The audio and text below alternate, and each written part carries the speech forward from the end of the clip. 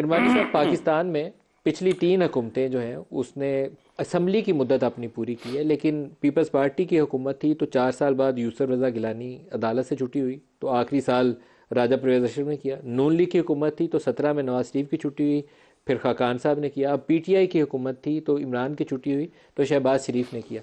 That shows कि there is something problematic जो civilian setup और इस्टेब्लिशमेंट के दरमियान में 3-4 साल से ज़्यादा चल नहीं पाता। अब उसके नतीजे में कभी 9 मई पहले नहीं था हुआ, 9 मई एक अनहोनी हुई है जहाँ फौजी इदारों के ऊपर हमले हो गए। वो चीज़ अभी काबिल कबूल नहीं है, ना होगी। उसके ऊपर एक कन्फ्रंटेशन वाली सिचुएशन है। इसका हल नहीं हुआ तो इंतखाबात आपके प्रॉब्लमेटिक होंगे, इसकी आउटकम भी प्रॉब्लमेटिक होगी और उसका नतीजा लोग मानते हुए भी शोर करेंगे। किरमानी साहब, आप ठीक फरमा रहे हैं मलिक साहब कि अनफॉर्चुनेटली यहाँ जो पॉपुलर लीडरशिप्स थी उनकी जितनी गवर्नमेंट्स आई उनको टर्म पूरी करने नहीं दी गई। लेकिन मैं समझता हूँ कि अब it's high time now Malik साहब, स्पेशली ये जो 9 मई का सानहा हुआ है और जिस तरह पाक फ़ौज पर, रियासत पाकिस्तान पर और दीगर हिसास अस्करी इदारों पर हमले हुए, जिना हाउस तक को नहीं बख्शा गया, कोर कमांडर हाउस को। और फिर इमरान खान साहब रिकॉर्ड पे हैं, जब वो इस्लामाबाद हाई कोर्ट में तशरीफ़ फरमा थे कि उन्होंने कहा कि अगर मुझे दोबारा भी गिरफ्तार किया जाएगा तो ऐसा ही रद्द-ए-अमल आएगा। अब हमें ये समझ नहीं आ रही, कभी तो वो डोनाल्ड लू की बात करते हैं, कभी जनरल बाजवा की बात करते हैं। Actually he is himself confused.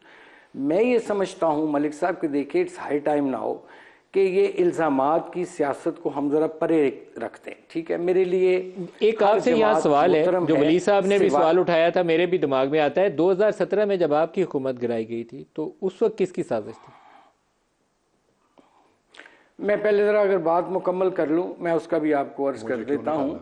नहीं, आप अगर जवाब दे दें तो शायद वो सवाल या वो जवाब या वो बहस जिसको वलीद इकबाल साहब भी करना चाहते हैं उसका फ़र्क है, उससे फ़र्क है, उससे ज़रा फ़र्क है ना। तो मैं वो बात कर रहा था, अगर आपकी इजाज़त होगी तो मैं उसको मुकम्मल एक जुमले में कर लूँ कि देखिए जो ये 9 मई का वाक़या हुआ है, मैं समझता हूँ कि इस वक्त पाकिस्तान जिन हालात से गुजर रहा है, इस वक्त हमें एक इज्तमाई, एक कलेक्टिव विजडम की ज़रूरत है और इल्ज़ामात की सियासत को हमें परे रखना होगा। लोगों के जो रियल इशूज़ हैं, महंगाई, गुर्बत, बेरोज़गारी, जो भी जिम्मेदार है, मैं उस बहस में नहीं अब जाना चाहता, इन सब को सर जोड़कर बैठना पड़ेगा। माइनस वो लोग जिन्होंने रियासत पाकिस्तान पर 9 मई को हमला किया।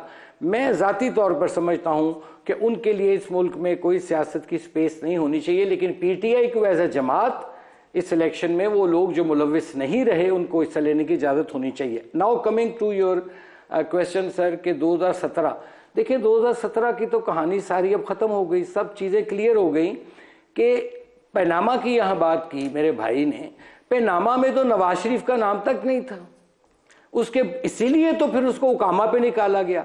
फिर जस्टिस अरशद मलिक का बयान हल्फी, मरहूम का अल्लाह ने मगफिरत फरमाए। फिर जस्टिस शौकत अली सदीकी क्यों निकाला नवाज शरीफ को, इसी का तो जवाब आपसे चाह रहा हूँ। ये तो आप तफसीलात में चले गए। मैंने तो पूछा कि नवाज शरीफ को, मेरा अपनी ज़ाती राय पूछते हैं तो मैं पहले आपसे दे देता हूँ कि फिक्स्ड मैच था उस वक्त की इस्टेब्लिशमेंट और जुडिशरी का मुश्तरका प्रोग्राम था कि नवाज शरीफ को निकालना है। मैं आपकी ज़बानी सुनना चाहता हूँ कि 2017 में नवाज शरीफ को, अब मैं आपको एक बात करने लगा हूँ, अब मैं इंकशाफ एक करने लगा हूँ। मैंने ये बात आज तक किसी से की नहीं है।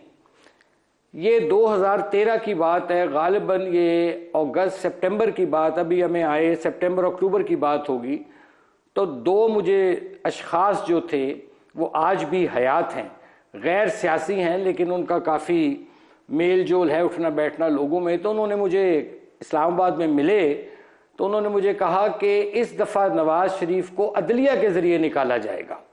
ये मैं हल्फन बात करने को कुरान पाक पे तैयार हूँ। तो मैंने उस बात को कोई अहमियत नहीं दी। मैंने कहा यार अभी तो हमें 6 महीने भी नहीं हुए यार, तुम ये क्या बातें कर रहे हो। उसने कहा देख लेना कि इस दफ़ा नवाज शरीफ को अदलिया के ज़रिए निकाला जाएगा। उस वक्त ना डॉन लीक्स थी, ना पनामा था, कोई वजूद नहीं था, लेकिन ऐसा ही हुआ। तो मेरा ख्याल है कि आप मेरा ये जवाब आप भी समझ गए होंगे कि उस वक्त नवाज शरीफ के ख़िलाफ़ कौन सी कुव्वतें थीं जो उनको नहीं चाहती थी कि वो टर्म पूरी करें और एक बेटे से तो आपसे तनख्वाह न लेने के जुर्म में अमरीकी साजिश थी। मैंने कर दी ना, अमरीकी साजिश थी। नहीं, अमरीकी साजिश मैं ये मेरे इल्म में नहीं, मेरे इल्म में ये नहीं है। इस्टेब्लिशमेंट की भी उस वक्त तक कोई हमारे से लड़ाई नहीं थी। जो मुझे कहा गया 2 लोगों ने, उन्होंने कहा कि इस दफा नवाज शरीफ को अदलिया के जरिए निकाला जाएगा। अब उसके अदलिया के पीछे क्या वजूहात थी ये ना उन्होंने मुझे नहीं बताई, और मैंने भी उस मामले को ज्यादा कुरेदा नहीं।